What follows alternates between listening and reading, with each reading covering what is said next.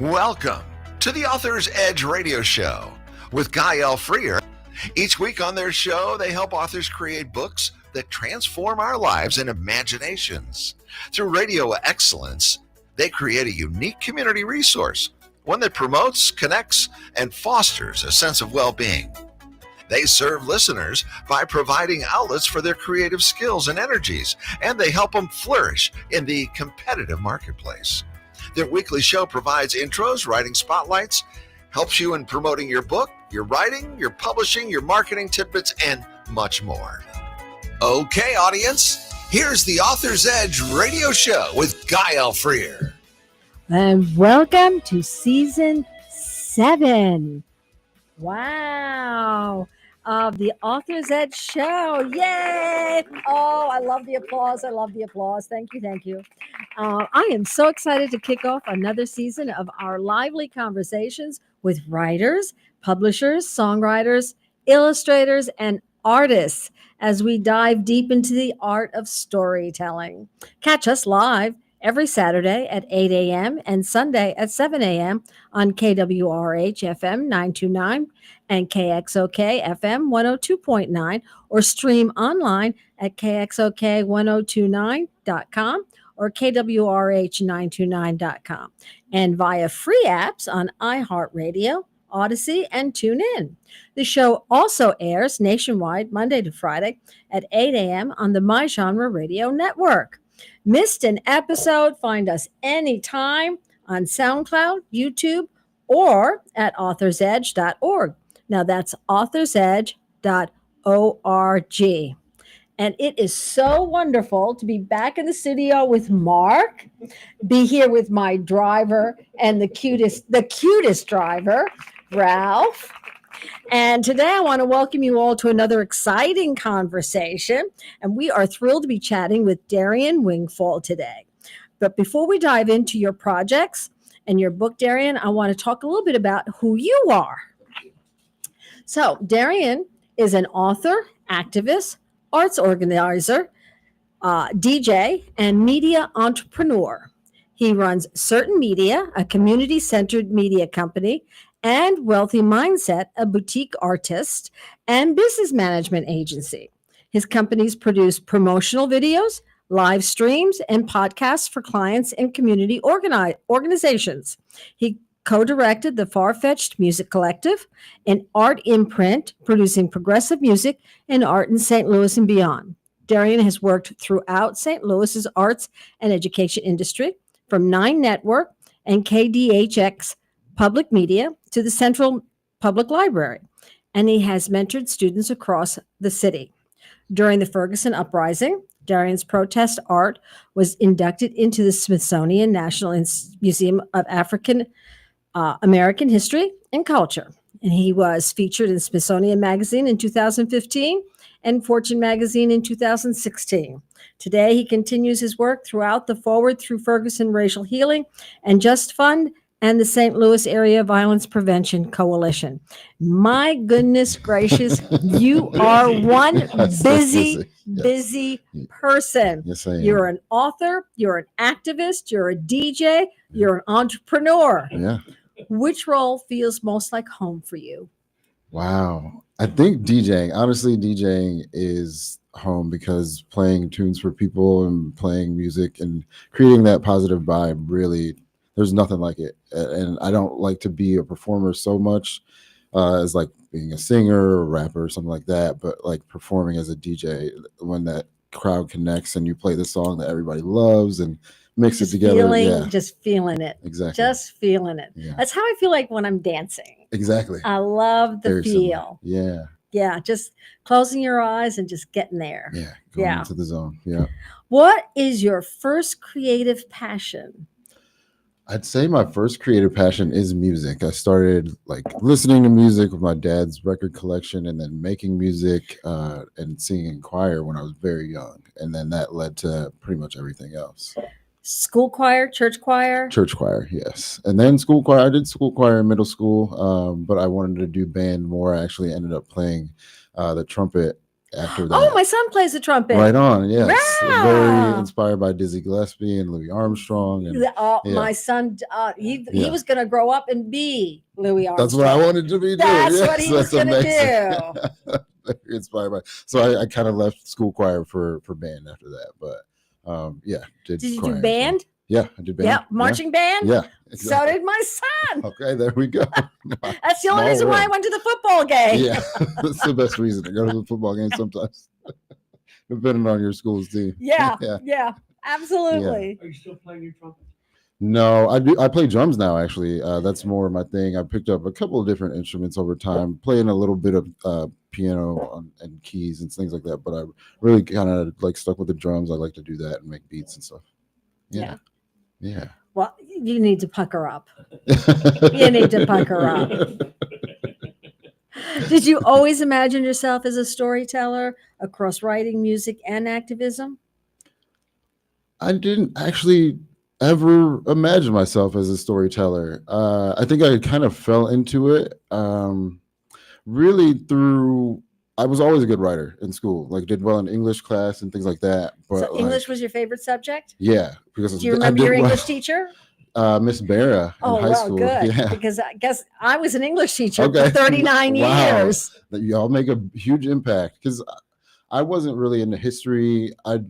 My degree is in science, and that was really because my mother, she wanted me to be a scientist or a doctor or something like that. So I was good at science and not so good at math. So I really kind of leaned more into the languages, and English was really the one that I liked the most. I had to take, Spanish or whatever foreign language to require for requirements for electives, but English was it. I really like to write a lot. You like to write, and you like stories, poetry. Yeah.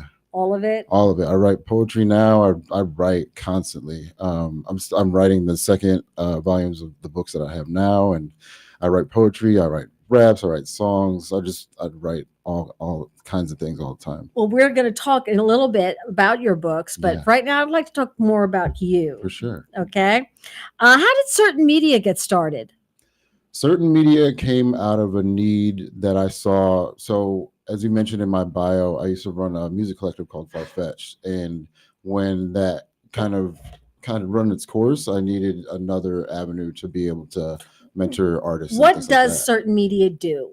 So, Certain Media is like a guidance counselor for like artists. So, if you need content made, or if you just need a plan for like going from ground zero to a well-known artist, we have a DIY musician course. We have different resources that are available. We can help you create a podcast, music video, a live stream, different things like that are tools that you can use to promote yourself as an artist. But through that, people saw how well we were doing as a business with Far-Fetched, and people also asked me to coach them in that. So even if you're not an artist, teach people how to do podcasting. Yeah. You teach people how to do social media. Mm-hmm. You teach people how to do. Well, that is very. I may be talking to you a little bit more. Yeah, talk to me. We've helped create podcasts for some people at the WashU Department of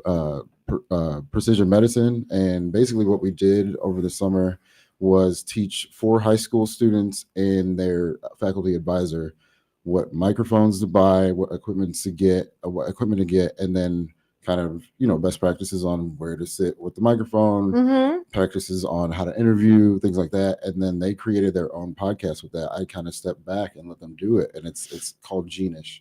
And you can find it on Spotify and all the different platforms like that. Wow. Yeah. Okay, so let's go a little bit further into this, because I am actually trying to see, my husband is an artist. Okay. All right. Yeah. And I am looking at doing some things around TikTok, Instagram, but doing just like quick little things. Like and I am really not sure how to go about doing that. So some ideas. Yeah. Honestly, real quick. The quickest idea is to capture, don't create. So when you say capture, don't create, be more specific. All the things that you do in your life are probably content that your audience wants to see. So just while you're doing something, take out a phone and say like, hey, I'm headed to this museum real quick to see this exhibit, right? And then later on, maybe you record a longer video, show yourself at some of the exhibits, things like that.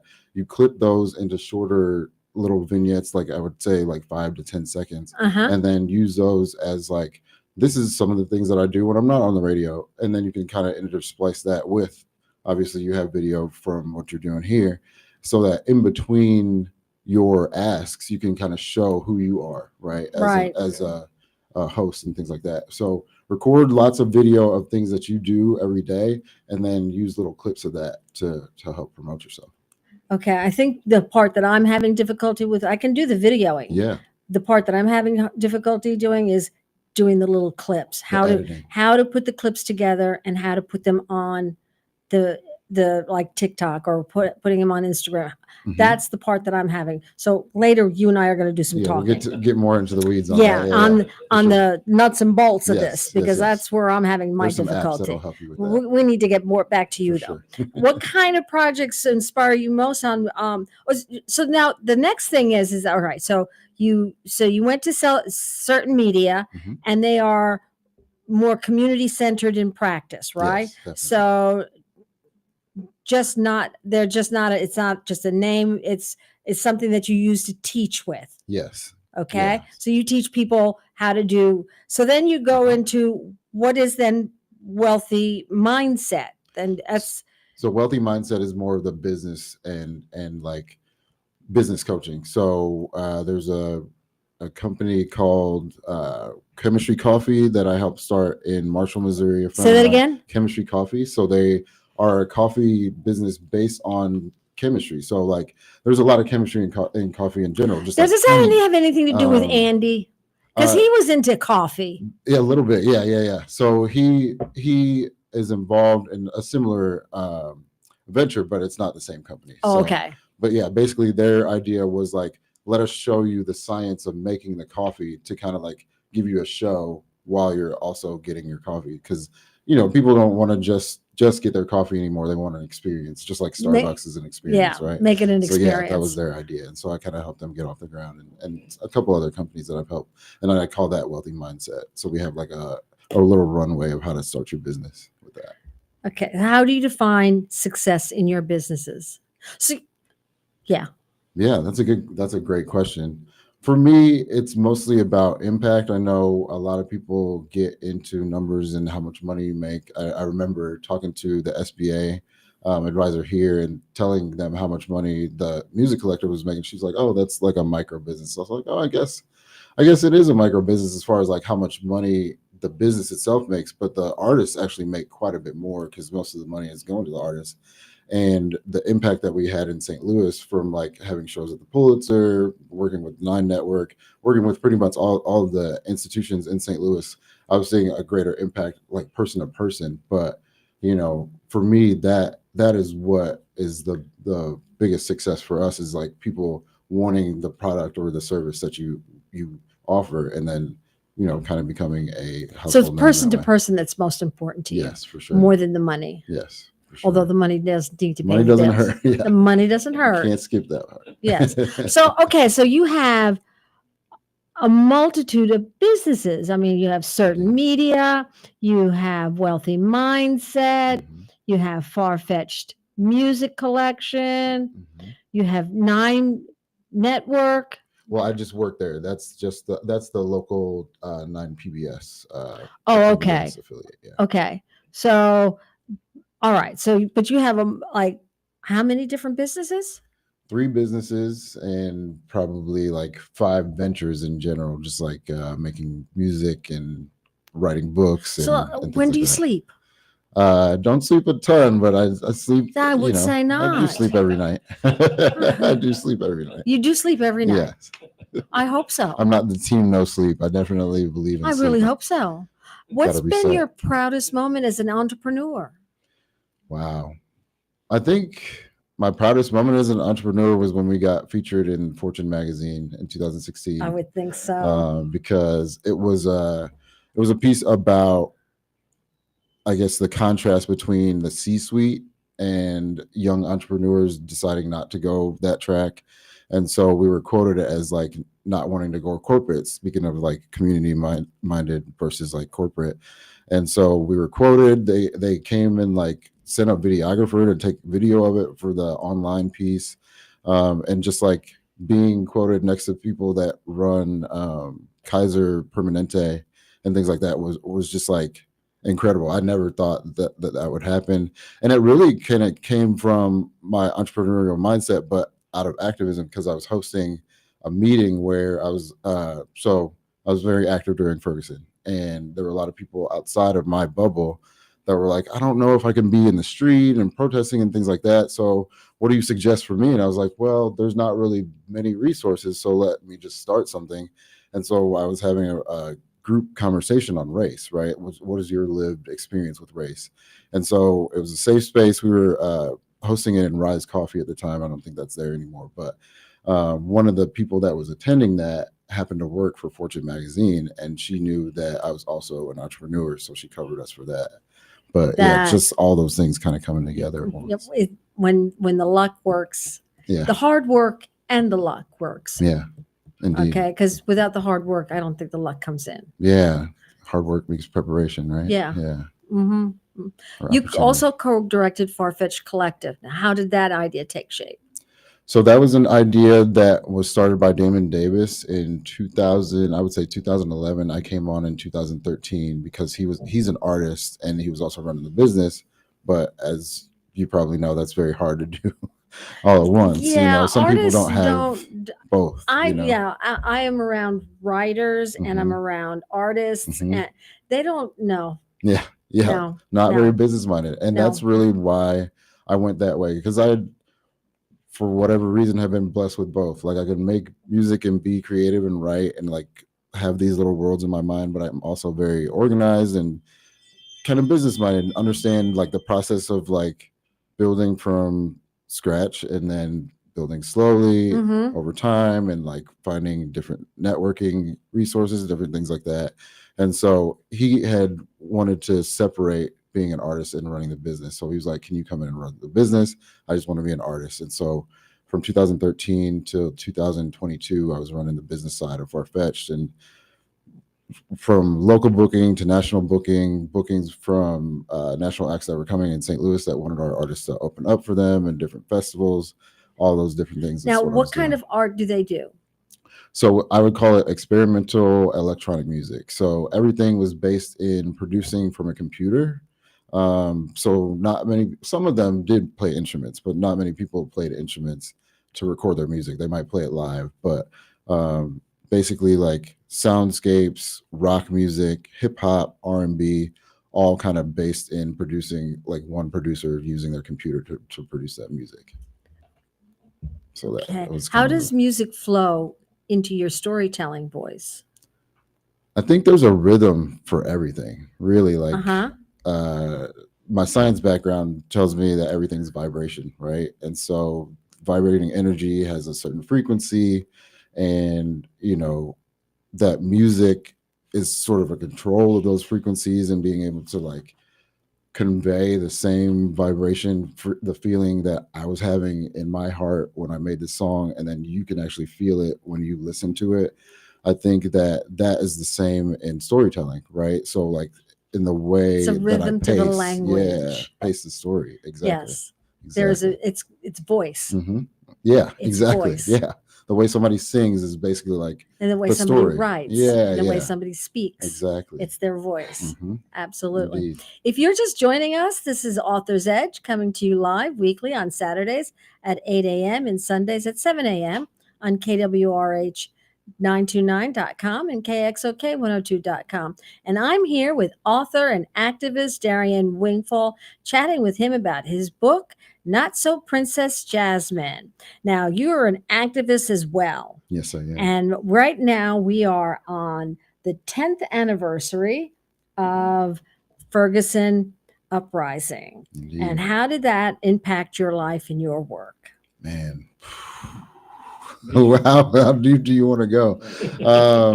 I remember, I could start from the beginning and like bring you all the way up. You tell me what you want to say. Yeah, I remember the day it happened, the day Mike Brown was killed, I was at an event for a community arts group called Freedom Arts and Education Center. And so every year they have an exposition where all the kids that made art throughout the year get to show their art, whether that's poetry, music, visual art, sculpture, whatever it is. There's an exposition where all the parents and anybody that supports the organization kind of comes and sees it. And there's some shows put on by the kids, and I was DJing just to kind of like provide background music for the event. There's vendors and all kinds of things. So that afternoon was when Mike Brown was killed, and I remember seeing it on my Twitter feed, and in my mind, thinking about Trayvon Martin being killed the year before, 2013, and I was thinking in my head, this will be unfortunate. This is unfortunate. This is really unfortunate that that man lost his life, but I feel like it will be a short news cycle, and it'll be out of the news cycle before we even know it. And like, what's going to happen from here, right? And then I finish the event, go back to my Twitter feed, and one of my friends, Tef Poe, who's a local, I shouldn't say local, he's a rapper who's from St. Louis, was there on the ground, and he was like showing that there was a candlelight vigil that was happening afterward, after Mike had been collected, and things like that. And then I was just kind of like watching the Twitter feed, watching his pictures, watching videos, and then I started to see dogs and police officers. I was like, wait, what's happening? I thought it was a peaceful vigil. And then I saw a tank, like an MRAP, like from the military, right? And I was like, wait, what's going on here? And then in the news, all the news was about what I knew what happened next was the Quick Trip burned, right? And so I'm watching his feed and then watching the news, and I'm like, wait, what's happening? I couldn't really comprehend why somebody being killed would escalate into that action, quickly, right? And so the next day I went out in the morning because I knew a bunch of people that were on the ground in Canfield. And so I went to the Ferguson Police Department, but there were only a few people there. And so I found out from some of the people that were protesting in front of the police department that the real action was in Canfield Apartments. And so I went there, and from that moment on, I was basically part of the movement. And because people that I knew were very, very integrally involved. So they told me that I should go to St. Mark's Greater Baptist Church.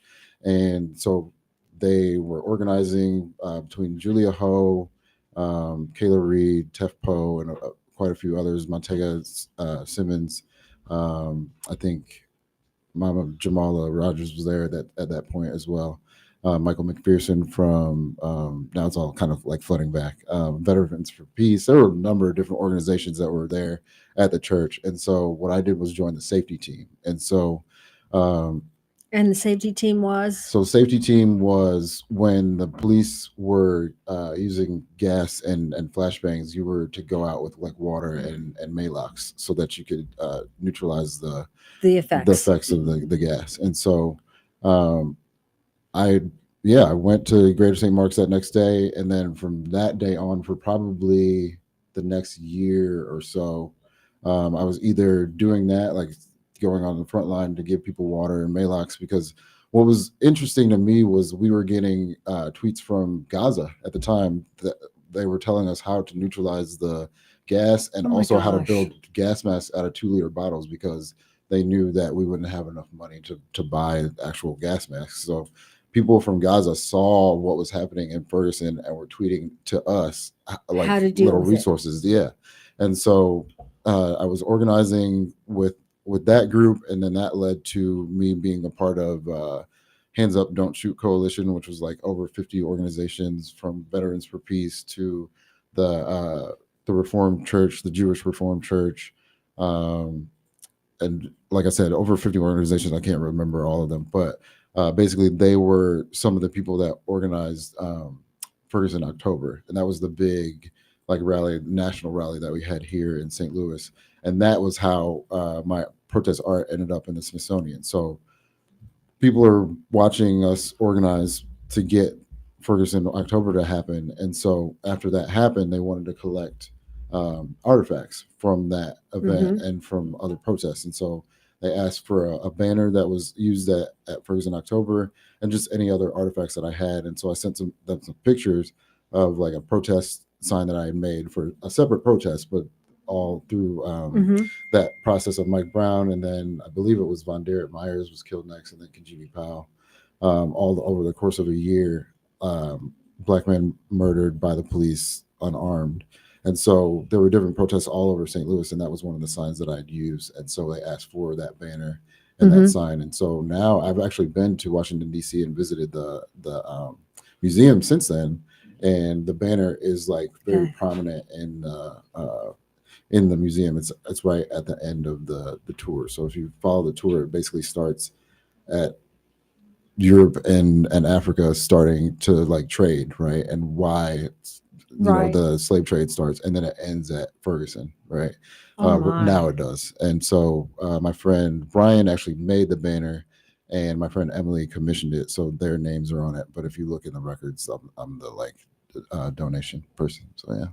Wow. A moment in time. That is My goodness. to be that moment in time. Yeah. To be a part of that. Yeah, that's amazing. Pretty wild. All right, and we are going to go to commercial break. Okay. And we will be coming back in a moment. Sounds good. All right. Thank you. Wow, what a note to end on.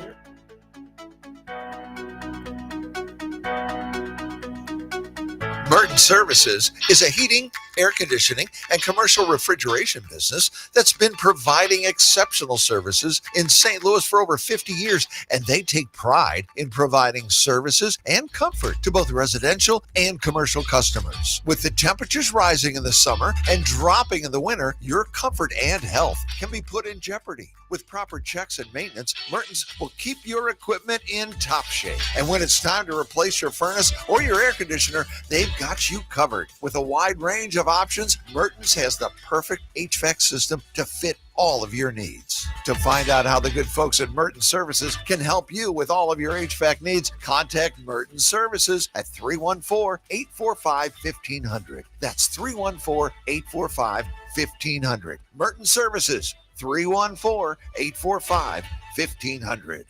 Jewels on Hampton in St. Louis Hills is paying some of the highest prices on gold, silver, diamonds, semi-precious colored stones, coins, flatware, and fine watches on site. Jewels on Hampton is a premier jeweler featuring Alvanza's jewel art designs with an exquisite selection of diamonds, semi-precious stone jewelry, and vintage watches. Their expert design team can restyle your jewelry to today's contemporary style. They also do jewelry and watch repair. Need extra cash? Jewels on Hampton is paying some of the highest prices on gold, silver, diamonds, semi-precious colored stones, coins, flatware, and fine watches. Bring in your collectibles and clocks, sports memorabilia, and figurines too. Jewels on Hampton, 4506 Hampton, just 3 blocks south of Chippewa. Call them at 314-752-5000. 314-752-5000. Jewels on Hampton. Hey, storytellers, authors, artists, dreamers, this one's for you. You've poured your heart into your work. Now let's get out there into the world. At Author's Edge, we don't just advertise, we start conversations.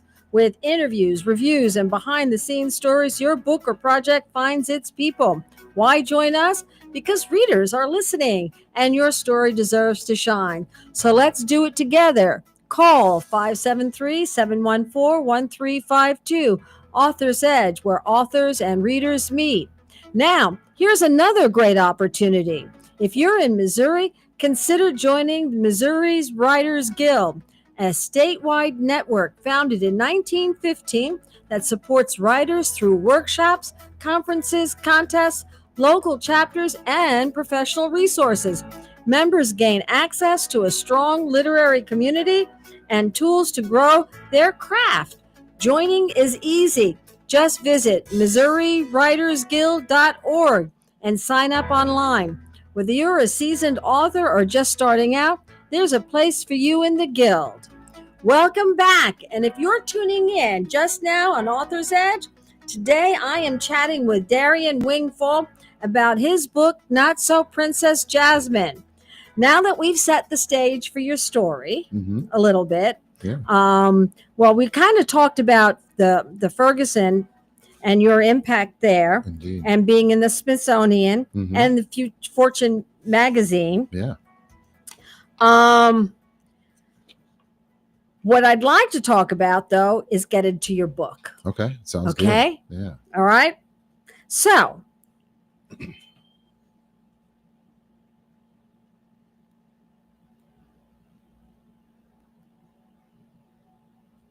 I just lost my train of thought. That's okay.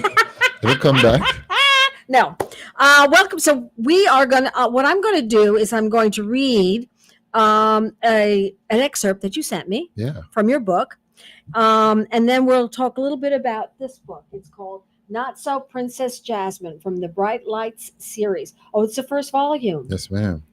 Okay. So Jasmine realized she'd been standing in the same spot for a few minutes. People were beginning to stare. Her body had involuntarily not moved to save her from the pain in her ankle. Now that the adrenaline from class had worn off, it felt even worse. Thank God I wrapped it this morning, Jasmine thought.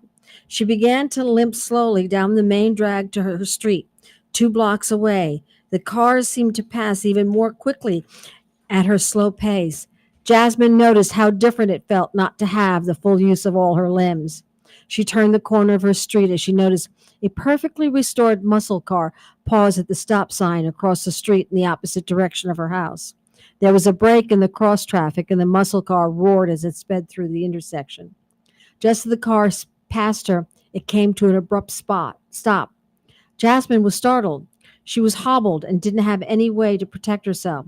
She stopped in her tracks to see who might be in the car.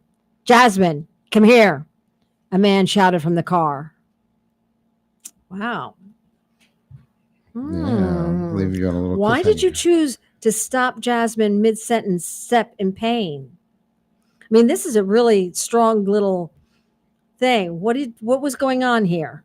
So in the story, Jasmine is struggling because she's hurt her ankle from ballet, right? And so a friend is offering her painkillers to use, but she doesn't know if she should use it or not. Could she get addicted or not? So she's just going to deal with the pain and struggle through. And I chose to show that in this little portion there because it is different when you're moving through the world without the use of all your limbs. And I think about that as an able-bodied person that is friends with people that don't have able bodies sometimes. And for that change, I think a lot of kids go through that, right? And so you get hurt a lot of times when you're a kid. You know, you bump your head or break your wrist. You know, everybody's signing your cast, things like that. And I wanted to kind of like show that situation and that experience there. That muscle car moment, was that suspense or foreshadowing? Suspense, a little bit of suspense just before a familiar person comes into the shot. So there's a person that is actually from a character from my first book, A Dying Breed, that is coming back in her story. This is a series, right? Yes, ma'am. So have you started volume 2 yet? Yes, I have. It's almost finished. Yeah. Oh, okay. Yeah. How does the pain after Jasmine's perception of herself alter her perception of herself? How does that? She finds a way to find strength and not going the route of using the painkillers, and it shows her resilience. And you know, she finds a way. She's a very smart child, so she does some research on how to rehab her ankle. And How old and is things like that. Jasmine? She's 11. She's 11. Yeah. 11 years old. Yeah. And has she got a good support system in her family, or? Yes, both parents. So that's the contrast between so I have 2 books, and this all kind of resorts from Ferguson. So in Ferguson, I saw a lot of female leadership get erased, right? A lot of organizations and groups were started by women and then ended up being run by men. And so in my own wanting to unpack my patriarchy was like, oh, I can't just write for boys. I should write for girls too. And I've mentored a lot of girls and understand that they go through a lot of similar issues as boys do, but they also have some very unique issues that they go through. And so that is what prompted me to write Not So Princess that's going Jasmine. on starting now. Yeah, for sure. And so, yeah, that's basically where the idea of writing the book comes from. And so through this book, you kind of show or you see Jasmine find her own strength through being able to research and use her own brain and her own resources and skills to bring her body back to life. How does this moment begin Jasmine's transformation? I think it separates her from some of her classmates in that regard. Does her classmates use the painkillers? Yes, they do. And I think that route, then there's a situation in the book where that comes to a head as well. I won't give that part away, but yeah, it kind of shows the contrast. Yeah. Okay. Mm-hmm. Can Jasmine trust the voice calling her from the car? Yes, she can. Okay. It's scary at first, but she finds she can trust him. Yeah. Yeah. It's scary at first, though. Yes, for sure. Is it a man or a woman? It's a man. And she can trust him? Yes. It's actually Deshawn's. So A Dying Breed, my first book, is about a young man named Deshawn. It's Jasmine's best friend. And so they grew up in the city together, but she has moved away. And that's the difference between the two stories. She has a good support system in both her mother and a sister and twins that live with her. And they've moved to, in my book, I use St. Louis as a character. So they moved to the Central West End from a more South City situation. But Deshawn lives with his grandmother. He doesn't have his mother or father around. And Michael, his older brother, has kind of become the parental figure. He is the figure, but he sells drugs, right? So that's how he supports the family, and he keeps Deshawn out of the street. But that then made him have to run from the law in the first book. So in this book, that I'm bringing him back as a character through Jasmine's story. Now, you had said that the whole thing around Ferguson is what started you to write this? Yes. So can you elaborate on that a little bit? Yeah. So through Ferguson, I came to understand a lot of the isms that we face as people moving through the world. What do you mean? Sexism, racism, ableism, ageism, capitalism, all these things that are kind of an overlay to everybody's life, to where only a few people, it seems like only a few people are actually what I would say free, right? Mm-hmm. Pretty much every group, if you are not a white, Protestant, rich male, then you probably don't have access to everything that you should, or at least not in the free access, right? You may have to pay more or get it from someone else. Exactly. You may not get paid as much through your job, or people won't pay as much for the products. Or you get to get it through your husband. Yeah, or you exactly. have to get it through. Exactly. Yeah. So I wanted to unpack the isms that I noticed in myself, and patriarchy was one of them. And that is what led me to want to just dismantle it in myself. I started a support group for men that wanted to just dismantle their own patriarchy. And then somebody in the group suggested, well, you've written a book for boys. Are you going to do one for girls? And I was like, I guess I should, because if I'm writing for kids in general, I don't want to leave anybody out. Right. And so I want to write for girls, and then also include characters that maybe are non-binary, or are in a wheelchair, or somebody even suggested have vitiligo, because that skin condition can kind of put you in between in a way that's not being biracial, so right. Introducing characters through them that kind of include everybody. So how do you write for a girl being a guy? A lot of research through reading, but also like my own lived experience in mentoring young girls. So in Ferguson, we actually started a tutoring program at the Delwood Community Center, and girls were a lot of the students that were taking advantage of our reading and math help. So basically, we're just helping kids with their reading and math homework every day for the Ferguson Florissant School District, because we felt bad as activists for the school week being delayed a week for that activity, right? And so we were like, well, how can we help? And we had a big meeting at a place called 2720 Cherokee down on Cherokee Street. Mm-hmm. And one of the solutions was a tutoring program. And I had just learned actually how to start a tutoring program through the church that I was attending, that my father was a pastor of. And so I was like, well, I can help start the tutoring program if people want to get trained, and I can train you to tutor. And then we did that, and we did that in Ferguson Florissant School District for 2 years. And that really led to a lot of other community work that I'm doing now as well. So, yeah. So you wrote the this book first? Yes, that's correct. So you wrote the boys first, and then you wrote the. Why Not So Princess Jasmine? That was actually a suggestion from the illustrator's daughter of the first book. So my friend Lee Henry illustrated my first book, A Dying Breed, and she said, if you ever write a book for girls, which I did not have, I wrote the first book in 2012. I was actually still working in a lab at the time, and I didn't have an idea to write for girls. But she said, if you ever write a book for girls, we're seeing us doing the work, putting this book together. Could you name it Not So Princess Jasmine? And I was like, what's that significance? And she was like, well, I think that most girls get a princess story for them written, usually if they're white or Asian or something like that, but black girls don't seem to get a princess story. And this was before The Frog and the Princess was made by Disney.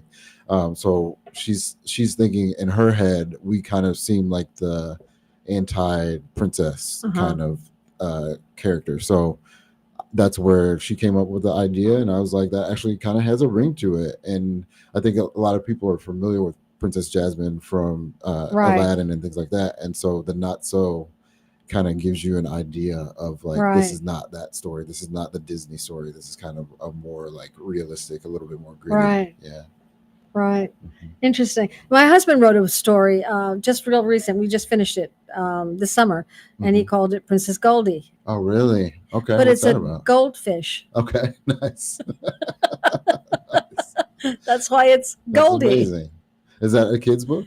It's a kid's book. Okay. It's a children's book. It's called Princess Goldie. That's awesome. And it's about a goldfish that has a lot of challenges. Yeah. And she's big, bold, and beautiful. That's she's big. Yeah, big in the tank. She's big, bold, and beautiful. Yeah, that's awesome. And she has a lot of challenges that she has to get through. But she's a princess and from the Galaxy Sea. Oh, and nice. But she's a goldfish. The space aspect too. Well, she's under the water. Yeah. Oh, yeah. Okay. Yeah. Unexplored territory. Yeah. Yeah, for sure. So but she's but it is Princess Goldie, and but it's a fish. Yeah. So she doesn't have any gender. I mean, she's a woman. She's a female. Yeah. But she's a fish. Yeah. And that's accessible by anybody, right? Yeah. She's just a fish. Yeah. So So, but it is interesting that you've got Not So Princess Jasmine, because I had not thought of it that way. Yeah. I had not thought about it any other way. I had not thought about it in terms of color. Yeah, and as young as she was, I think she was like 10 or 11 when she was telling me this concept. But it makes perfect sense. Yeah. She's even in her lived experience, speaking of the isms, she already knows that as a black girl, I'm going to face these things, and like I'm already looked at as not the princess, right? So, right. Yeah. Which is interesting. Yeah. Okay. I need to do one more. You are listening to Author's Edge, coming to you live weekly on Saturdays at 8 a.m. and Sundays at 7 a.m. on KWRH929.com and KXOK102.com. And today we are chatting with Darian Wigfall about his latest book, Not So Princess Jasmine. What motivates you to write? I want to talk about your process. That's what I want to talk about now. Yeah. Okay. So what motivates you to write? Honestly, the people that I see every day in the streets driving around St. Louis, from kids to older folks, I write because I feel like most of us don't find our voice, if ever. And then even if we find our voice, where do we publish that voice? And one of the reason that I started writing the book is for a kid that I mentored. He's an adult now. I actually run into him every once in a while, named Earl Willis. And he can't possibly be an adult. You look way too young for that.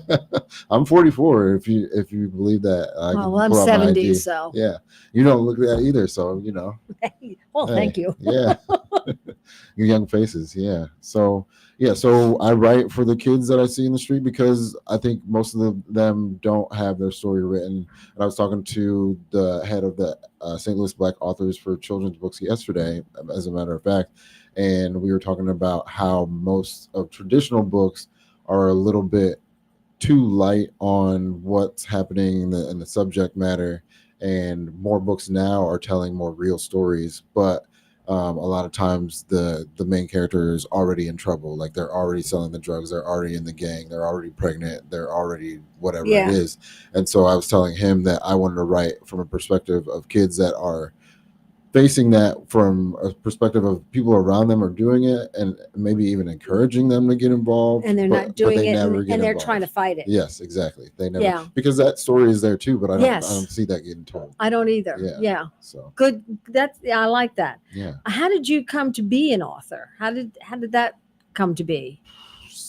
God, I honestly could not put it any other way, because at the time that I wrote my first book, I was working as a scientist full time, and I was starting my music business. So I really didn't have time for anything. But because I was mentoring through that program, and it ended after middle school, so it was a middle school program called Urban Future, and you would start with a child if they were in 6th grade or in 7th grade.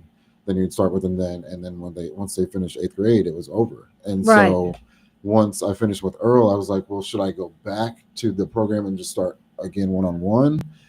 And how effective would that be? And I was like, well, if I do that over the course of my lifetime, how many kids could I actually reach? Like 10 or 12, because I think I was mid-20s at the time, and I was like, it's 2 years, every 2 years or 3 years. And then something was like, write a book. And I was like, I don't want to write a book. I don't want to write a book. That sounds really hard.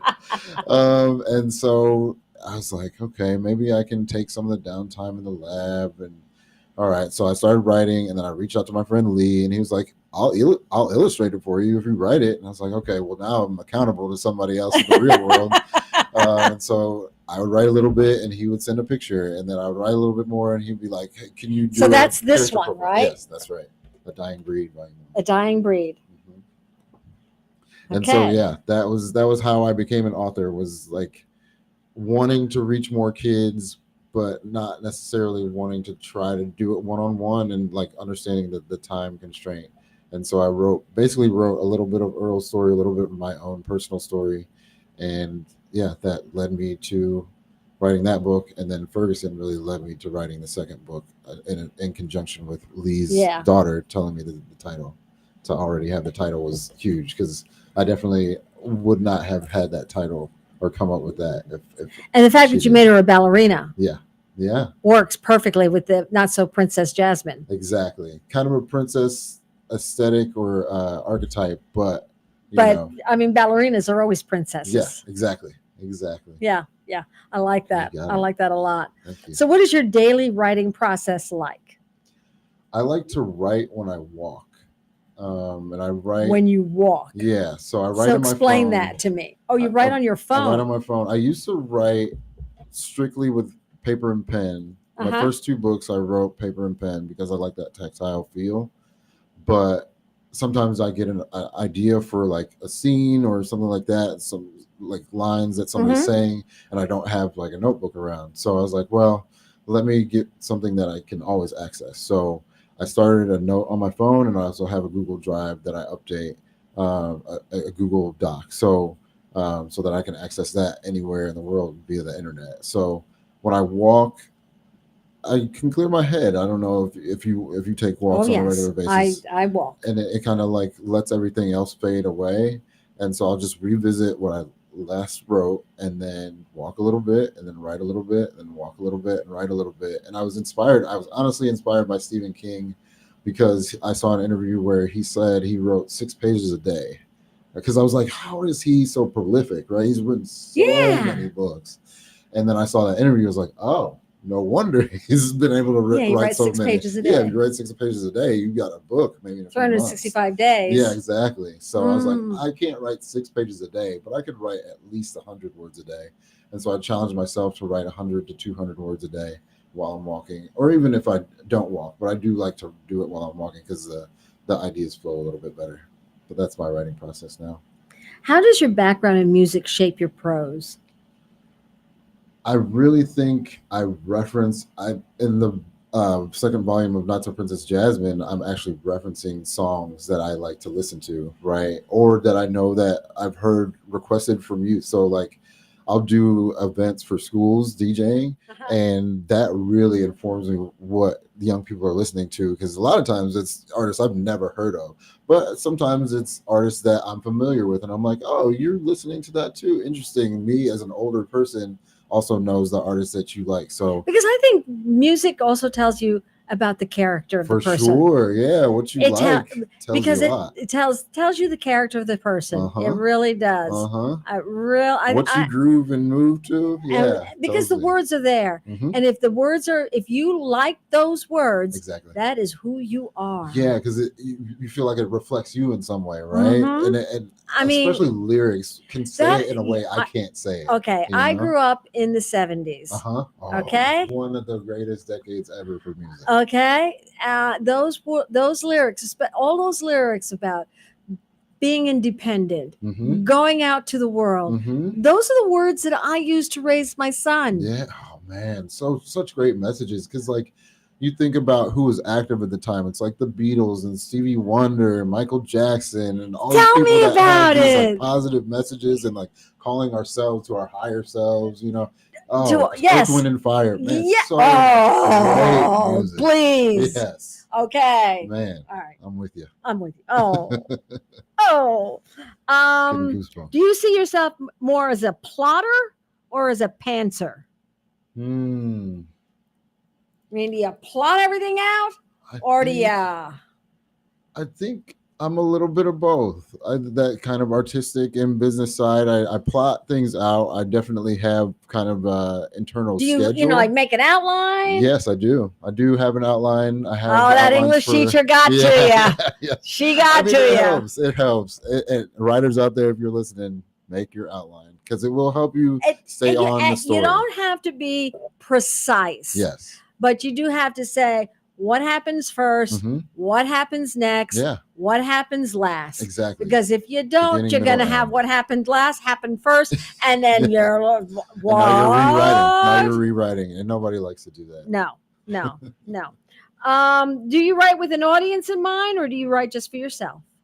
Definitely write with an audience in mind. Yeah. I write myself. Well, because you write children's books. Yes, for sure. So yeah, I have to think about the language that they're using versus language I would normally use. Do you try and make your words challenging? I do. So one of the things that I'm doing with the series is graduating the vocabulary with each book. So I include a little bit higher vocabulary each time that I write. That's what my husband does. Yeah, he does the same thing. That's how I learned. You have to write up, not down. Exactly. How do activism and art intersect with your writing style? Wow. I think the activism intersects with the art, where my activism and trying to dismantle the isms that I see are making me write to a place that I never would have thought I would have before, right? My art is evolving into learning what a young female voice would sound like. Okay. Is there such a thing as Blackism? I'd say yes. In a like a colloquial verbiage way, yes. I think there are Blackisms, just like I think there Whiteism. Yeah, because I think there's, so in the second volume of what I'm writing now, I'm writing something specifically like that. So like the foil, Susan, in this scene, Susan is using the I see you motion with the fingers. And the first time I saw that, it was a white person, right? And I don't see Black people do that often, which, it's not that they don't do it, but I think it's more of a white thing. Yeah. And I was like, okay, that is something that she's explaining to her friend Deshawn, that she saw them do that. She's like, what does that mean? Does that mean this? You think it means that? But then like a Blackism is like use of like Southern slang that really kind of comes from slavery, right? So like high on the hog, right? But there's like when there's like a mannerism with women. Yes. I don't really notice it with men as much, but when Black women are talking to each other, Mhm. there is a mannerism Yes. that goes on. And a lot of saying Miss before a first name, even Yeah. if you're the same age, you might Right. say Miss Betty, right? Right. In Yes. conversation. Yeah. Yes, but even like younger women, Mhm. and there's like a movement of head and Yes. shoulders and Yes. body. A rhythm and dance almost. Yeah. Yes. Yeah. That I wouldn't see. That I don't see white women and white do. women doing. White but you women- might see a white little women bit in don't move. Hispanic pop. Yeah. And I think that's one of the, we talked about music before. That's one of the tragedies to me in like white supremacy is like, Yes. you have to shut off part of yourself to Yes. like hate somebody. Yes. And I think a lot of white folks are waking up to that's what I've been doing. And now they're like getting back in touch with that part of themselves and like because being whenever able I to, move- yeah, exactly. You can dance and you can move and you don't have to be quiet in every space and like speak only when Please. spoken to and like all these Please. European ideals. I think like Please. tribal cultures have something to like, we can all speak and it's a rhythm and everybody's in a You know circle. how many times I get told, what if you hold down her hands, she can't speak. Yeah, man. Do you know how many times I get told that?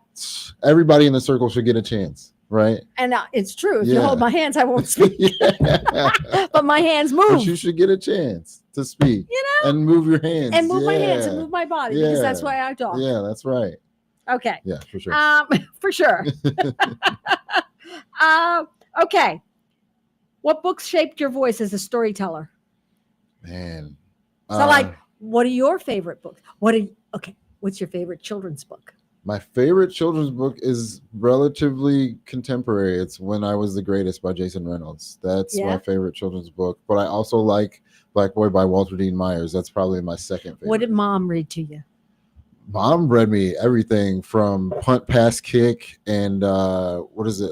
The Country Frog. And did Dad read to you? Not as much, just a little bit. He was more suggesting books for me to read in the summer and things like that. Mom was the one that actually read to me. Yeah. What about Grandma? Grandma a little bit, but they lived out of town, so I didn't get to see them as much. Yeah, unfortunately. Okay. Yeah. How do you balance art, business, and writing into one life? Compartmentalization. Give everything a little bit of time, and be forgiving with myself when I don't get it in that time. Yeah. What's one piece of advice you'd give your new writers starting out? Read a lot, read a ton to try to find your voice, because what you'll end up doing is writing in somebody else's voice to start with, because unwittingly, and then you'll see that you're writing like those other people when you read them, right? I once saw an interview with Quincy Jones, going back to the music, that he coaches every starting musician to learn the standards, right? Classical music, jazz music, right? Because if you don't learn that, what you'll end up doing is recreating the same thing. Learn the long math before doing the short math. You got it. So if you do that, you'll be great, and you won't have to go back and rewrite every story you ever write. You'll have your own voice. Every book has a heartbeat. What's the pulse of this one? The pulse of this one is Black youth in America. And I honestly could maybe say Black youth globally, because I've recently been to Senegal and Gambia, and they face a lot of the same issues. So, yeah, Black youth. Okay. How do we get Amazon? Amazon, Barnes & Noble, Google it. You can find it anywhere. If they want to get in touch with you, yes. How do they get in touch with you? Go to www.brightlightseries.com, just one S. brightlightseries.com, and you can go to my contact page. You can say it again slowly. brightlightseries.com. brightlightseries.com. Correct. Only one S. Okay. Darian, thank you so much for being on Author's Edge. Thank you so what a much fantastic way me. to launch season 7. Yes. To our listeners, thank you for joining us for the first show of the new season. We've got so many incredible guests and conversations ahead, and I can't wait to share them all with you. Our next guest is going to be Kanita Taylor, and we will be chatting with her about her debut novel, The Dead Fed Said. Here's to a season of powerful stories, fresh voices, and creative community. Until then, see you around the inkwell.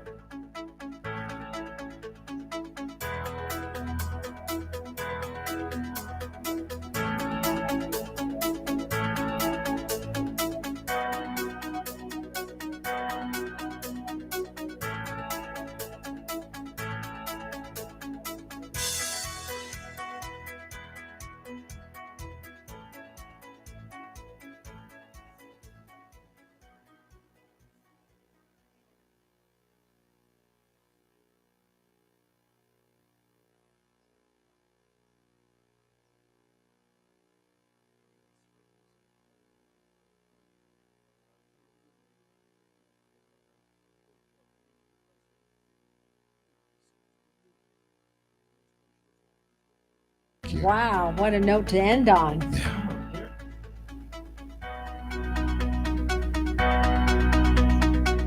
Merton Services is a heating, air conditioning, and commercial refrigeration.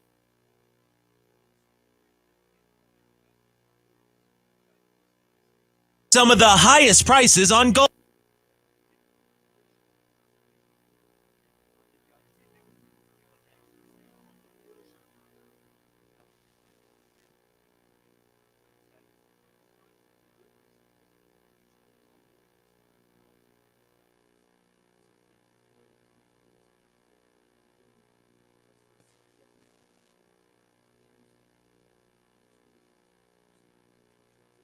To your book. Okay, sounds good. Okay. Yeah. All right. So,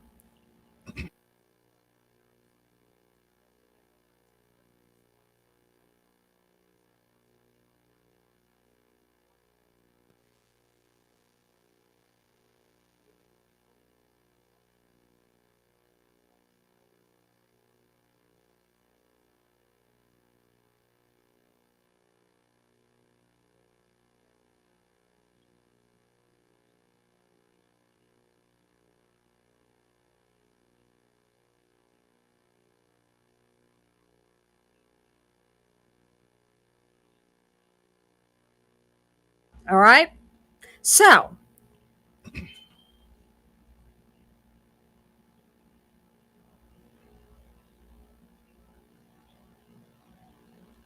I just lost my train of thought. That's okay. It'll come back. No. Welcome. So, we are going to